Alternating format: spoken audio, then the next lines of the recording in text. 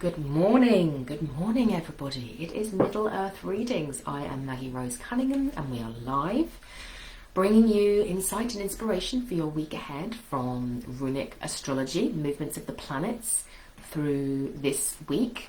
And also for those of you who are joining live, please do share in the chat box what your rune of the week is. So the rune that you have drawn for yourself for the week, and I will look to give you a little short reading on that and how that's going to align with and work with and interact with the weird that's flowing for us at the moment. So as you join me, please do give me a wave in the chat box and say hello.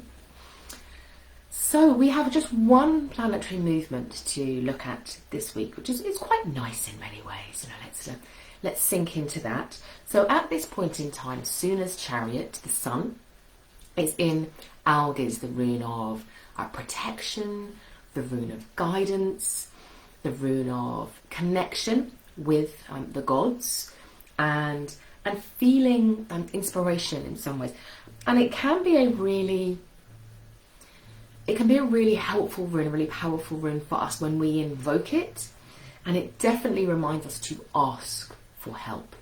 And sometimes what comes through with the Algiz rune is it brings out those points in those places in our lives and those points in our lives where we're not asking for help, where we might need a little bit of encouragement to call on the gods, on spirit, on friends, on family to support us in times of need. All runes have, let's call it a shadow side, and some of them are harder to see.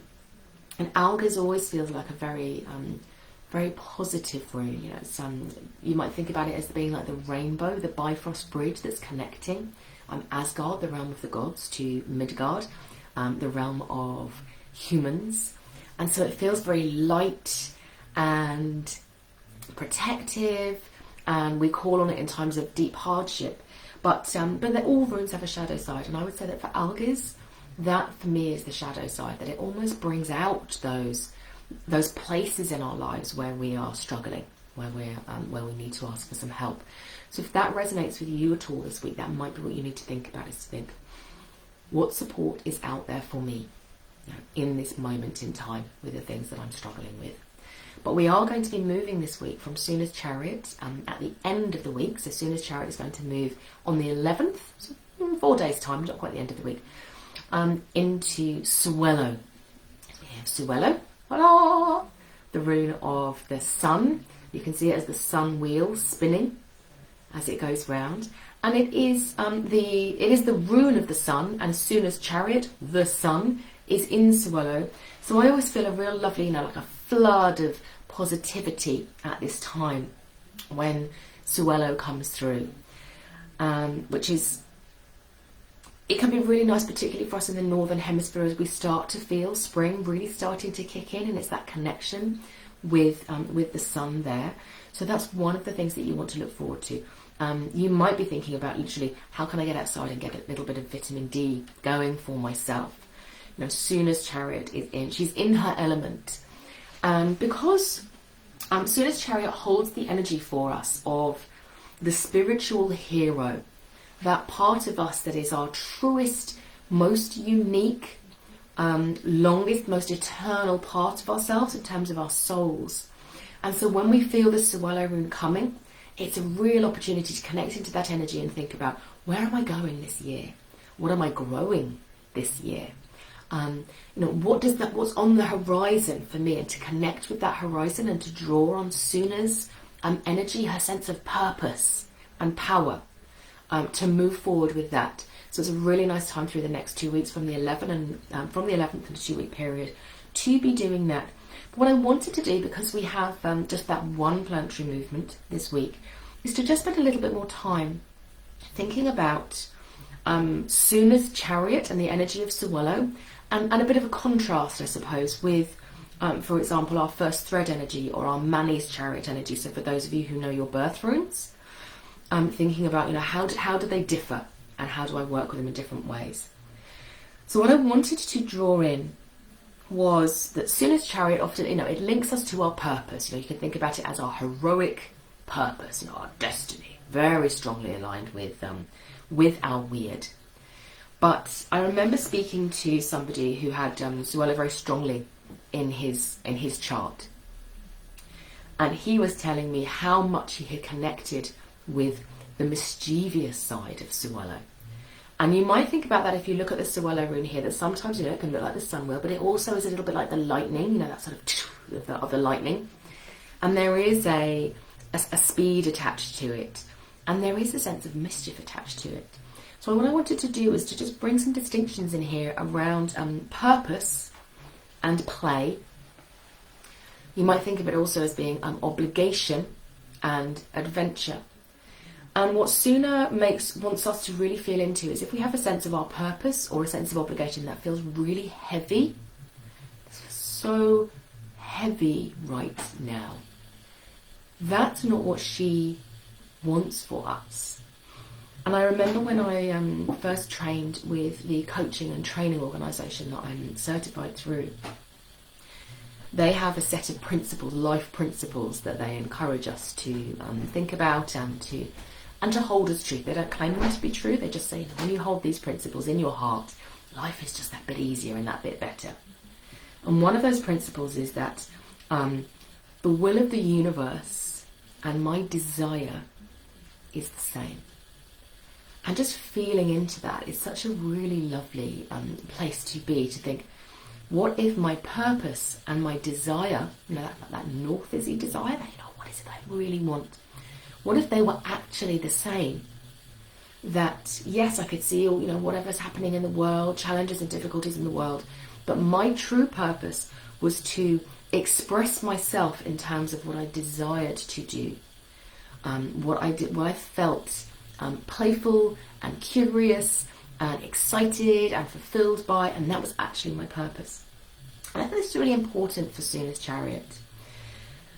Imagine, if you will, a Viking ship, and we've got the captain of the Viking ship, and this is a very traditional image for the Suella rune, is the idea of a person who is in charge. They're leading, and they might have a lot of knowledge about, what is it that we need on the trip and where we're going to go. But at the end of the day, with the Vikings, they're going out across the seas. They don't have all of them. They don't have sat-nav, And comes a point when you have to rely on your instinct and your faith. And the leader is there, they're inspiring the people in the ship, saying, yes, we will find land. There will be treasure. This is why we're doing this. Yeah, come on. It is that sense of playfulness which is important for us, that we find pleasure and excitement and anticipation when we are going forward on an adventure that might potentially be quite difficult and might present key risks. It's that balance, and the leader needs to do that, and the leader needs to trust themselves and their instincts implicitly, because at some point on that journey they are going to have to say, the instruments aren't working, and the sun, I cannot see the sun, the clouds are in the sky, and I think it's this way, and we're going to do that, and that's where we're going to go. So this purpose and this play comes through. You might also think about that in terms of, we often think about the, a Viking on a ship, with the dragon's head and all of those sorts of things. They say, go this way, and we think about that. That's what it meant to be a Viking. But that wouldn't have been the case for most people. Self-identifying in some way as being Viking or being Norsemen, for example. A lot of them would have been farmers. Some of them might have been seers. Some of them might have been chieftains. Some of them might have been weavers. And each of them was expressing themselves in their own unique way. And so that's important as well. It's that sense of we each get to lead, to express ourselves, to express our soul purpose, to feel into our desire, in different ways. We each get to do that in different ways, so that our heroic purpose is not necessarily, the heroic purpose of putting yourself out there in the world and standing on a soapbox and saying, I think this, that's one version. But, each of us has our own purpose in that sense. So that sense that, again, if your family or your culture or whatever it is has said, this is what it means to be successful, the Suwala Rune encourages you to feel and hear as to what it means to be successful, to feel into your heart as what it means to be successful, and to recognise that if there are times when hard work is required, but we still have that sense of adventure and play, and that sense that, I know why I'm doing this. I know why I'm doing this, and that keeps me going. Again, to quote from a teacher of mine who has really inspired me, is Kate Wolf and her work. She sent out an email just last week talking about her own purpose and how success and really living into your purpose can be really powerful. And she talks about the difference between recognizing that when you're standing in purpose, it doesn't mean that life is easy. It's not that you sort of fall out of bed and a sack of gold coins lands on your head and, it's just like, oh yes, here is £1 billion and you can spend it doing, the rest of your life doing whatever you want. And yet it feels easeful. You travel from one task into another task, and you are doing things that you enjoy, and you are removing things from your life that you don't fully enjoy, that do feel heavy. So there's that sense of lightness which I mentioned, which is important for the Algos rune and for the Sewelo rune. So anything else that I wanted to cover in terms of Sewelo? No, not specifically. So let's just feel into that, the slight difference that I wanted to bring out for you between Suna's chariot, your first thread, and Mani's chariot. So many of you will know your Suna's chariot rune. If you don't, you can go on the website and you'll find under our birth runes sections there's a guide. It's not entirely perfectly accurate because everybody's is slightly different, particularly if you're on a cusp, but it gives the broad dates for your sun rune. So if your birthday is in the half month, then that's your sun rune. And as I've said, your sun rune is very much you might think about it as your energetic core. Your sun rune resonates very strongly with your energetic core. So you can use your sun rune to align more strongly with yourself, to get that sense of who am I, how do I feel in the moment. If you feel as if you're being dragged into other people's agendas, or you don't feel centered, you can use your sun rune for that purpose. It's how you connect with yourself and your unique identity. Your first thread, which in the zodiac would be called your ascendant, is calculated different obviously because it's the runes rather than the zodiac signs, but your first thread is the rune that was on the horizon at the point of your birth. So it's very grounded, very earthy. You can see it almost as the first stitch of your soul tapestry into this new lifetime. And that much speaks much more to how you express yourself in the world. So it's often how people receive you. And I find this quite interesting when I started working with the birth runes, because my sun rune is Lagus, very much seership, working with the liminal, all of that sort of stuff, and very much healing presence. And I needed that purifying energy that's going through me. I have to spend a lot of time because I'm sort of quite sensitive, a highly sensitive person. All of these things are aligned beautifully with my sun rune, and yet I was deeply unaware of them when I was younger. Whereas I could really see my first thread in action. So my first thread is Rado. Rhythms, organisation, and I spent a long time working organising people. I did stage management. I did a lot of work as an administrator, supporting other people in terms of organising stuff. And people always said, so you're a very calm presence, you're very calm, you're very organised, you're very orderly. And I think now that people who work with me now, if they were to say, what's the first trait that you think of when you think of Maggie? Interestingly, if you ask that of people who knew me when I was in my teens and 20s, they will say organised. And if you ask people who know me in my 30s and 40s, they will not say organised. That is not the first thing that they say. And what I've come to realise is that I do, Rado is how I express myself in the world. Rado is the rune of harmony. It's the rune of the movement of the stars. Perfect sense to me why I would be somebody who is drawn into working with runic astrology, But my purpose is to channel that Laguz energy through my Rado rune. And the more that I do that, the more people still feel that sense of, creating a harmony of space, for example, of supporting people in terms of soul journey work. But the purpose is directed by my Laguz rune.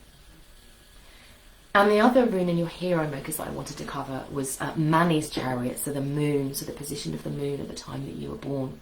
And the position of the moon connects us with others, both others in terms of other human beings, but also in terms of spirit guidance and support and collective consciousness. It's the way in which the sun keeps us in our unique identity, the purpose is like this, and the moon reminds us that we are always part of a collective. And so that rune gives a very deep insight into how you connect with others emotionally, what's important to you in terms of relationship. And again, it can be really, really helpful. And my rune gave me a huge amount of insight, which is why I went on to work with the birth runes as deeply as I did. So just wanted to give you those distinctions for those of you who are interested in your runes, as we just had our one planetary movement. Let's look at what runes people have got today. So Felicity, you have Suelo morning. So what perfect start then, isn't it? We've talked all about Suelo. We've talked about Suna's chariot. We are moving into Suelo on the 11th. It couldn't be better for you in terms of alignment at this point. You might have a little sense of, I'm trying to move forward and things aren't always working the way that I want to while we're still in Algis, so in the first part of the week. So still that thing about asking for help and support might be important for you through the first half of the week. But I would suggest that with that Suelo rune coming, it's very much about saying, how can I work with my own sun rune? How can I honour myself? My own energy is what I need right now. How can I connect in with my desires? So really prioritise things that are going to fulfill you, because that sets a course and it sets an energetic course for you for the coming year. So that's what you're looking for Suelo. Hi Esther, lovely to see you. Erica, you have Rado. I've just talked about Rado as well, haven't I? Isn't that fun that they're all coming up that way?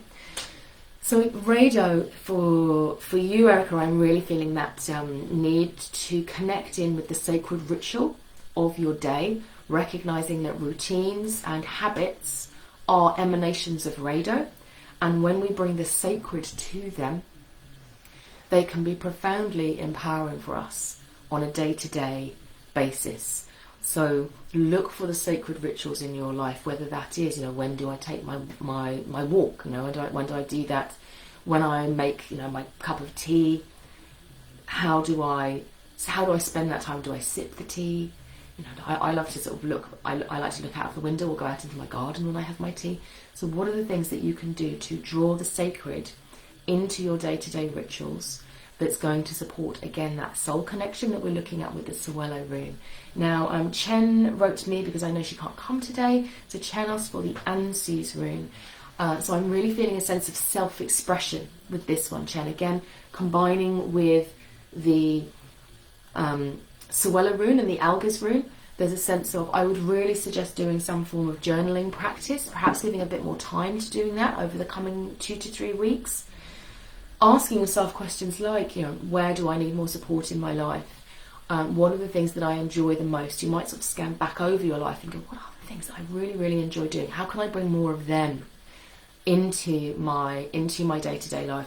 And I'm suggesting doing the journaling work, because Ansu's is all about expression. It's almost knowing yourself through the process of self-expression is the important thing.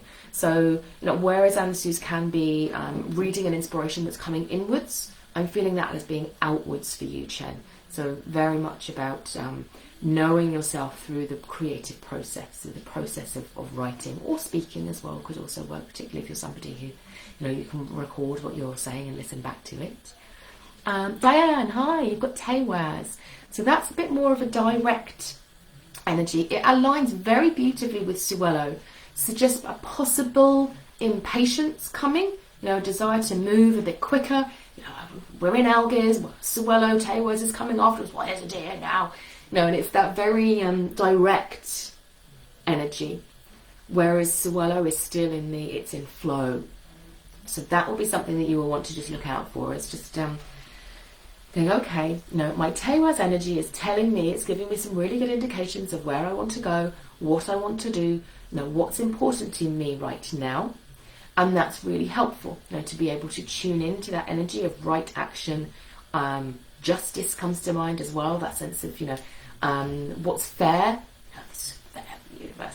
And all of those things, those are important messages. They will give you great wisdom. But the Suelo rune is counselling you to say you might not be able to act on all of those things straight away. So bring in the wisdom and the knowledge, but don't get too frustrated if you can't immediately take action on them. Esther, you've got Isa for the week. So this is going to be interesting because Isa and Suelo can combine really helpfully and usefully. I can see that Ruma has also got Isa. They can combine really helpfully and usefully, but they can also be in opposition to each other. Imagine that you've got the light of the sun and you've got the dark of the ice. Now, when we get those beautiful, glorious, sunny days when the sun goes through the ice and we get the rainbow colours coming through them, and the ice shines in all of its beauty, then we can get that's lovely to behold. And yet we have to do that mindfully and intentionally. So I'm feeling with that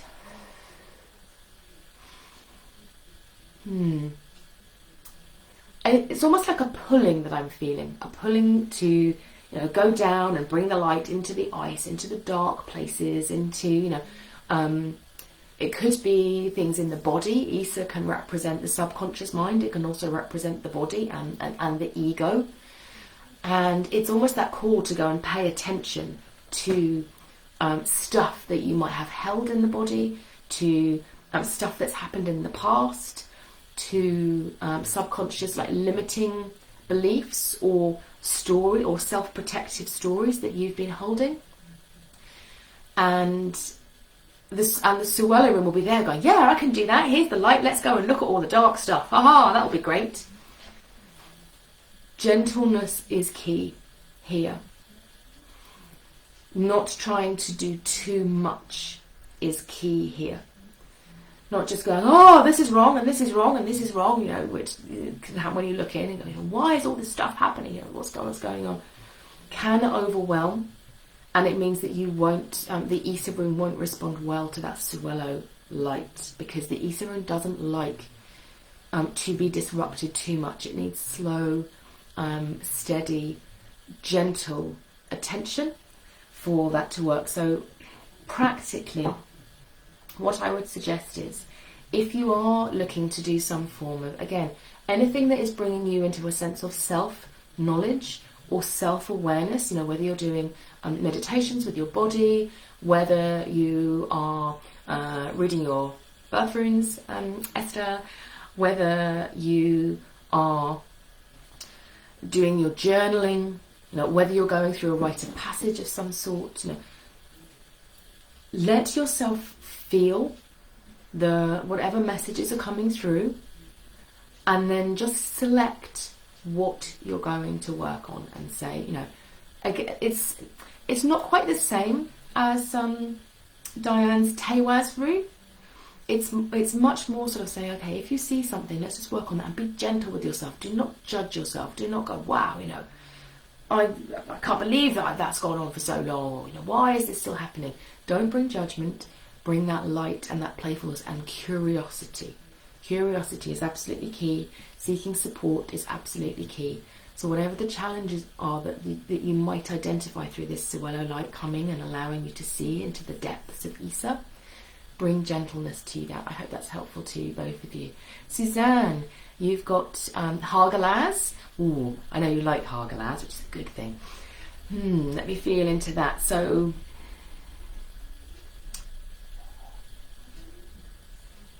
hope is what comes to mind for me. It's almost like, when you're, imagine that you're on the ship. We talked about the Viking ship. You're on the ship and the hail's come down, Hagalaz hail is coming down, but it's not that dark storm energy. It's one of those weird days when the hail is coming, but it's still sunny.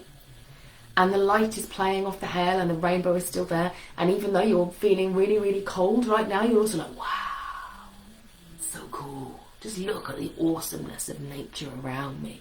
Look at, where we are.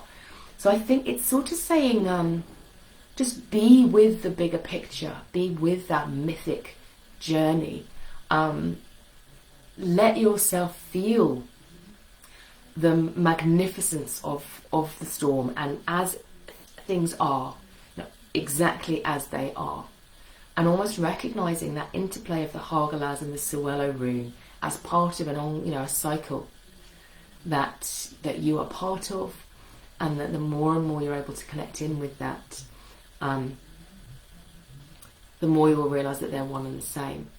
I'm just going to leave you with that image, Suzanne, because it's coming really clearly, whereas the words aren't. It's literally just standing on the deck of a ship. I can almost see you with some form of like a sou'wester or something like that.